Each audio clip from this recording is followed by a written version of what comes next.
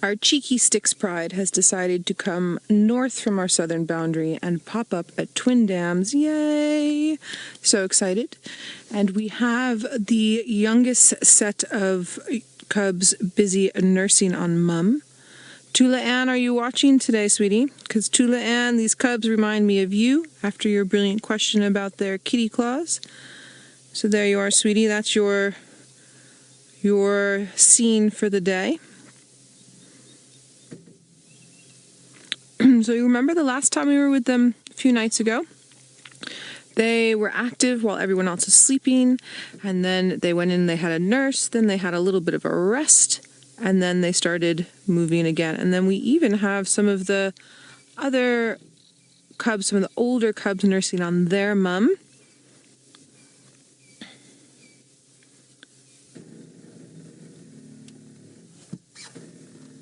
Sorry, Vildy. There we go.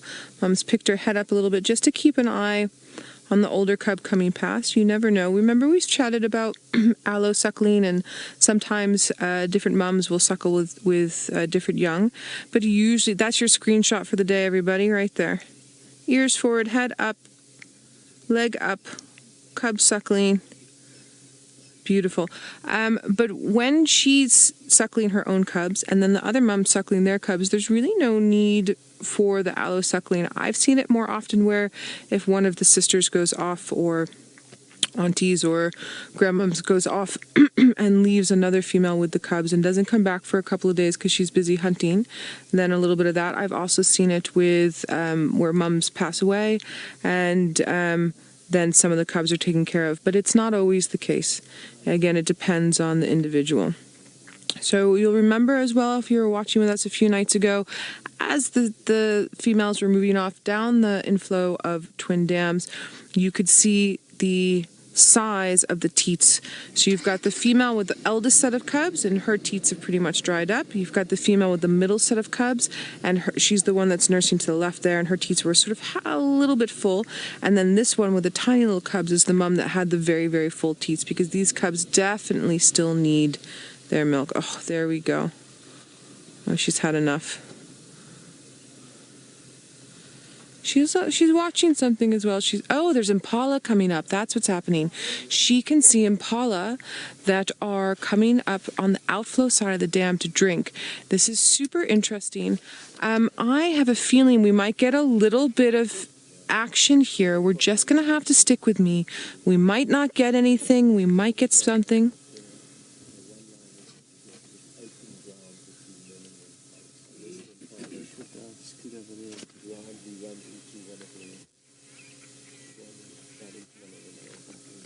Hello, welcome, welcome. We've got the Styx Pride here. They've just seen some impala. We're live on whatever platform you can see us. You just have to make little comments to ask some questions. But I'm going to speak really low. My cameraman Villy is saying that he wants me to move around. But one is we're just busy linking over to you guys, and then as well, I don't want to create any noise that's going to scare these impala from moving the way they're going. So Vildy is going to have to do some amazing moves with his camera, because there are some younger cubs, not these little ones, but some ones that are older than this, that are in full view of these impala, and they're trying really hard not to be twitchy, but they're definitely looking. And this mum, look at all of them. These ones don't care. They have no idea what's going on, but their mum definitely knows what's going on. Let's see, maybe these impala come up, maybe they don't, maybe those cubs give it away.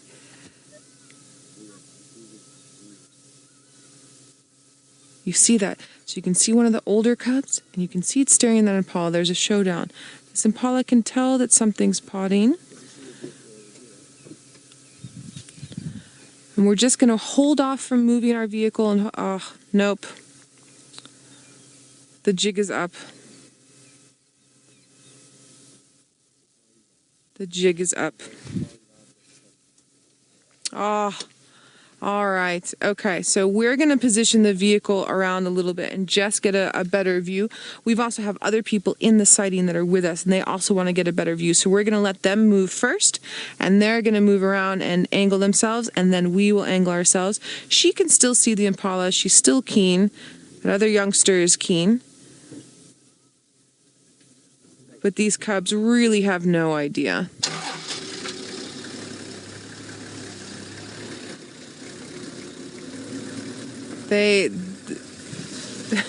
Yeah. So they get their nourishment from mother's milk, and so the idea of an impala for them, they're like, yeah, I've got no clue what's potting.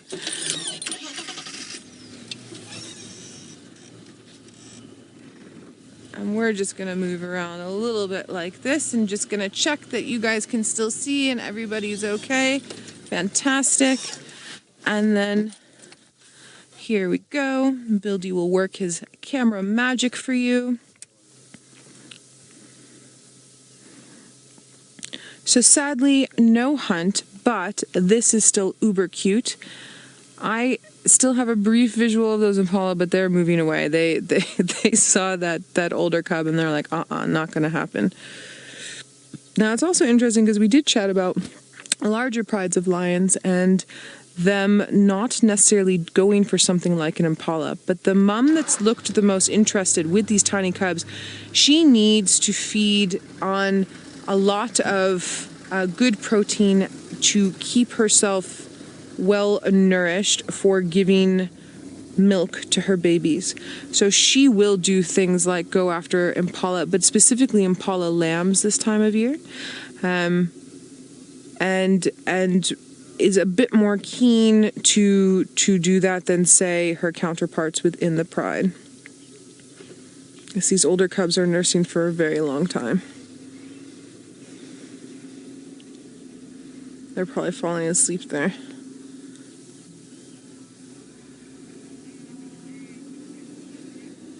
Yeah, I hear from Chris that everybody's saying, "Oh, so cute." I'm also doing, "Oh, so cute" in my head.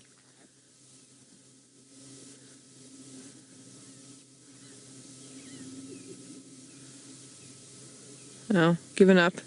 Let's go smell my cousin brother over there.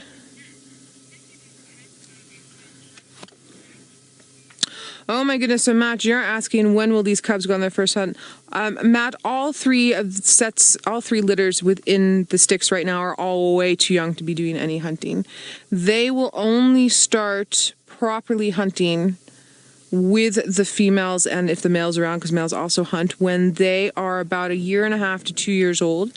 What you will start to see with some of the older cubs as they get a bit bigger is that mom or auntie will catch something like a baby impala or a warthog and not kill it, and then let the youngsters surround it and practice their skills.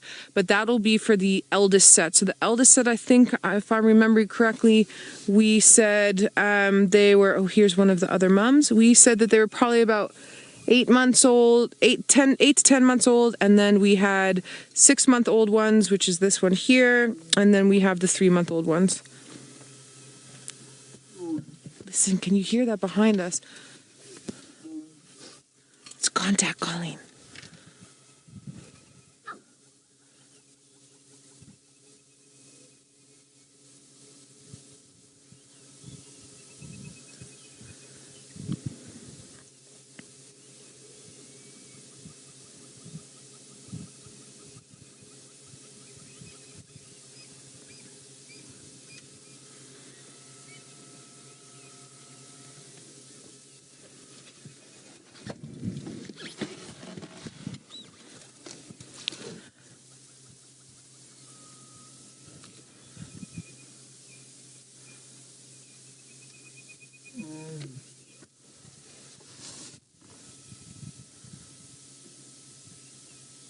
That sound can travel up to 4 kilometers in the right condition, that contact calling, that ooh, ooh.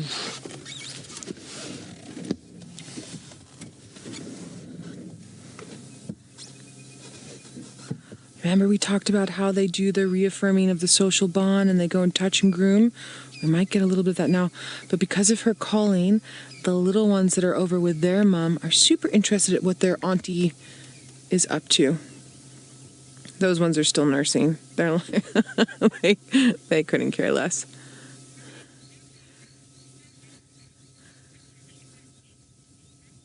Lisa, yeah, you're saying this is so wonderful. What a privilege to watch. I completely agree. I completely agree with you. Lions interacting is special. Listen to these sounds. Can we hear them?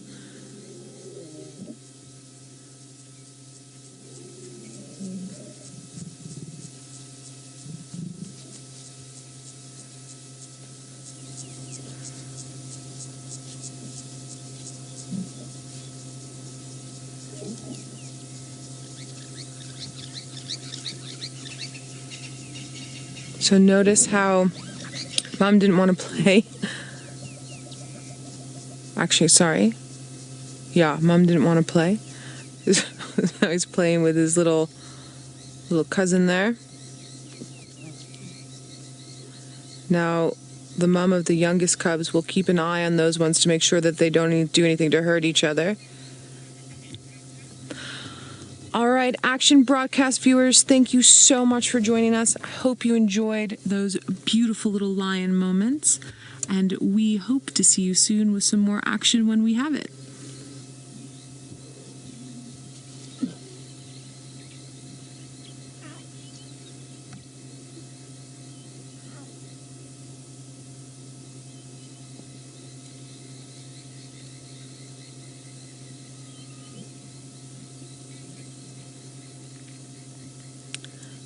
Uber cuteness. I have no other word for this. Sorry guys, I'm busy holding the brake down so the car doesn't go backwards. I just want to come up a little bit while I'm busy repositioning. Tristan has Tingana. Let's go see him. Tristan, you are correct. I am loving absolutely every single minute of this. You know how much I love lions, and you know how much I love baby lions, especially cheeky ones like that one. And Tristan, you are the lord of last-minute leopards. You definitely are. That is your shtick. I think we'll do that. So, Tris, you stick with the leopards, I'll stick with the lions, and then we'll just rock Djuma that way. How does everybody feel about that? I'm happy with it. Very happy with it. Yeah, Kirst agrees. I like that. Oh, shame. I'm sorry. How can you not love this?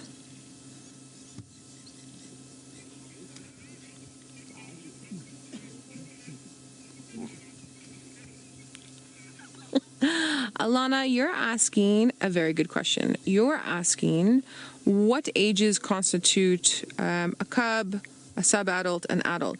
So, Alana, the way that I was taught, and different people have different ways of doing this, but what I was taught is you have an infant, a juvenile, a sub-adult, and an adult. So a sub-adult is anything from about a year and a half. I'm doing with lions now, yeah? About a year and a half to, let's say 2.5 years, pushing 3. Then an infant is sort of firstborn. A juvenile will go from about 6 months. I'm gonna use 6 months to about a year.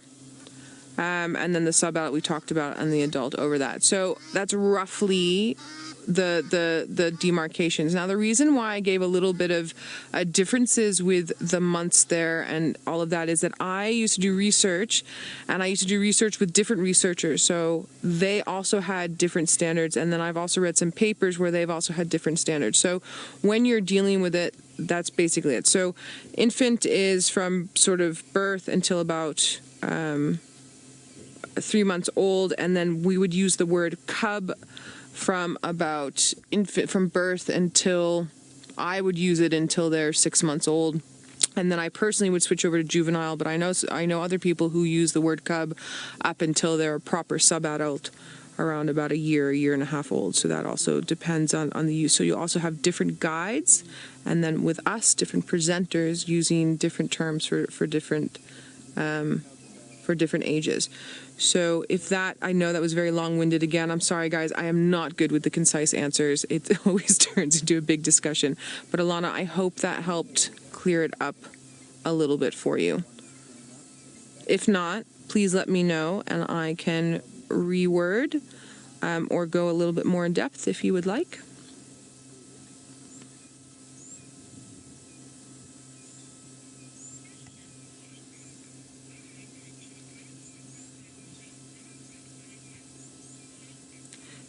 Teak, you're asking, are leopard cubs and cheetah cubs as playful as lion cubs? Absolument.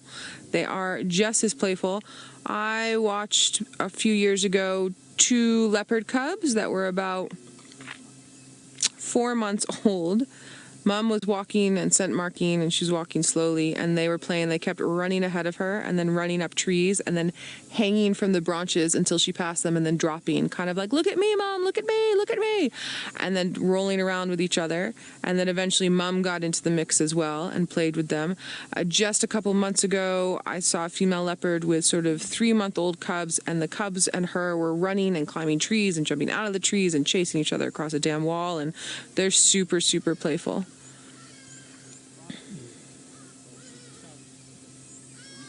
Teak, where the viewer who was asking a question, Teak, that you were just asking now, where are you from? The reason why I'm asking is my younger brother's name is Teak. So I'm wondering if my sneaky, cheeky little younger brother is asking me questions through the YouTube or the Twitter.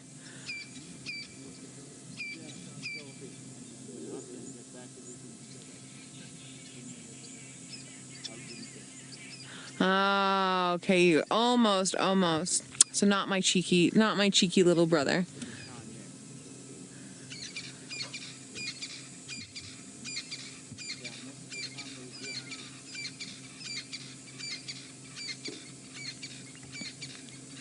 All right, so the adults have started yawning a bit every now and then, and we've got a bit of movement out of them. The cubs, as you can see, are moving every which way.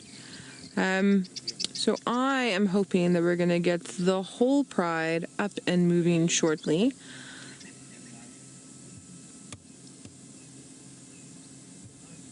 Possibly down for a drink, although that one keeps looking in the direction that those impala moved off to.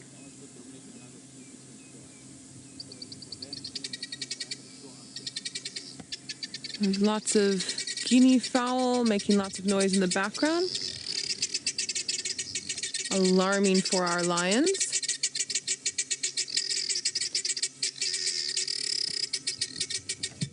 And then our little cubs are getting super interested.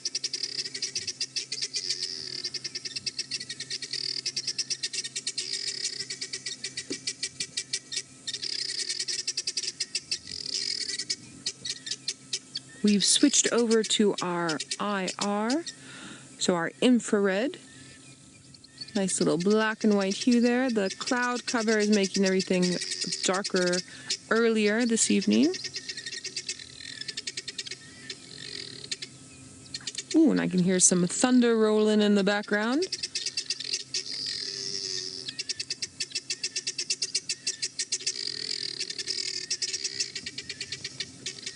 These guinea fowl are having an absolute fit right now. Can you hear them?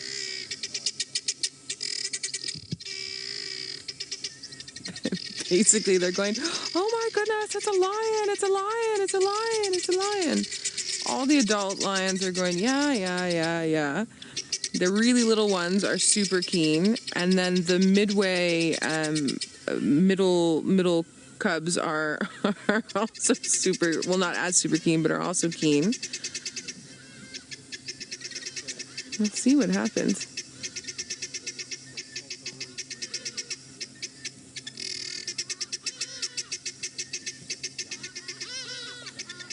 I don't think the guinea, look, they are called a confusion of guinea fowl, but I don't think they're that dumb that they're going to come right up the side. And then we've got all this brush packing on the side of the dam wall to help with anti-erosion. So the cubs are using the brush packing as a way to be able to watch in interest with those guinea fowl, but also stay back a bit because they don't necessarily want to do anything that could hurt themselves.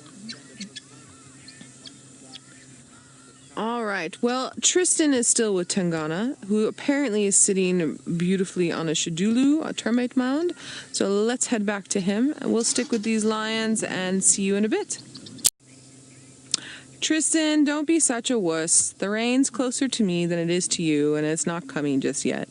You're just sad because Tangana went into an area where you can't see him. Boo-hoo. That's how I felt the other day. But that's okay, Tristan. I will stick with our Styx Pride and the uber cuteness that is all of these cubs. And mums are starting to move and starting to twitch. The wind has died down because, as you said before, the rain is going to start coming in, but I think we have a good 20 minutes before the actual rain comes in. So don't worry, everybody. We'll be able to finish off our show with these lovely lions. Now, I was hoping that those impala would forget about what scared them and come back, but it seems like that hasn't happened. And there's been no wildebeest who have come this way, and no buffalo, and no giraffe, and no zebra. So my thought, because these females do not look like they've eaten anything big at all recently, my thought is that they are going to head off and hunt very shortly. It's just taking them a little bit while longer than normal because it was so hot and humid today.